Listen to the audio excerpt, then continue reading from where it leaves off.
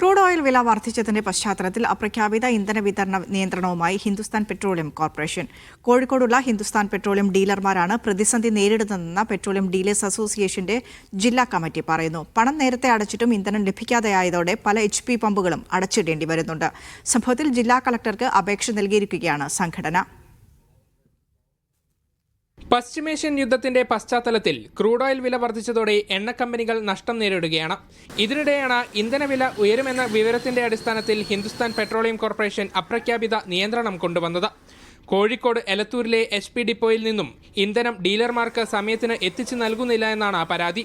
വിലവർദ്ധനവ് പ്രതീക്ഷിച്ച് ഇവർ ഇന്ധനം പിടിച്ചുവെക്കുന്നതായി പമ്പുടമകൾ പറയുന്നു. വിചിത്രമായ കാരണങ്ങളാണ് ഡിപ്പോയിൽ നിന്നും പറയുന്നതെന്നും പമ്പുടമകൾ ആരോപിച്ചു. നഷ്ടത്തിന് വിൽക്കുന്നതിന്റെ അളവ് എത്രത്തോളം കുറയ്ക്കാൻ പറ്റുമോ അത്രയും കുറയ്ക്കുക എന്നുള്ളൊരു പോളിസിയാണ് പ്രത്യേകിച്ച് HPCL സ്വീകരിക്കുന്നത്. എല്ലാ ഓയിൽ കമ്പനി അങ്ങനെ ചെയ്യുന്നുണ്ട്.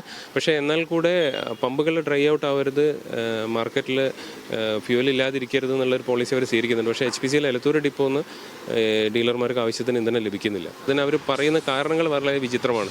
അതായത് ട്രക്ക് ഇല്ല, ലോറി അവൈലബിൾ അല്ല എന്ന് പറയും. പക്ഷേ നമ്മൾ അല്ലാതെ ഈ ലോറി യൂണിയൻ അവരെ ബന്ധപ്പെട്ട് കഴിഞ്ഞാൽ അവരവിടെ ലോഡിന് വേണ്ടി കാത്തിരിക്കുകയാണ്. മുഴുവൻ തുകയും കൊടുത്താൽ മാത്രമാണ് ഡിപ്പോയിൽ നിന്നും ഡീലർമാർക്ക് ഇന്ധനം എത്തിച്ചു നൽകൂ. പണമടച്ചിട്ടും ഇന്ധനം എത്താതായതോടെ ജില്ലയിലെ പല HP പമ്പുകളും ദിവസങ്ങളോളം അടച്ചിടേണ്ടി വന്നു. ഭീമമായ നഷ്ടമാണ് പമ്പുടമകൾ നേരിടേണ്ടി വന്നത്. ഇതോടെ അടിയന്തര പരിഹാരം ആവശ്യപ്പെട്ട് കോഴിക്കോട് ജില്ലയിലെ പെട്രോളിയം ഡീലേഴ്സ് അസോസിയേഷൻ ജില്ലാ കളക്ടർക്ക് പരാതി നൽകി.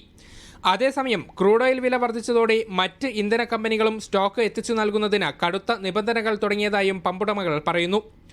നന്ദഗോപാൽ, മീഡിയ 1, കോഴിക്കോട്.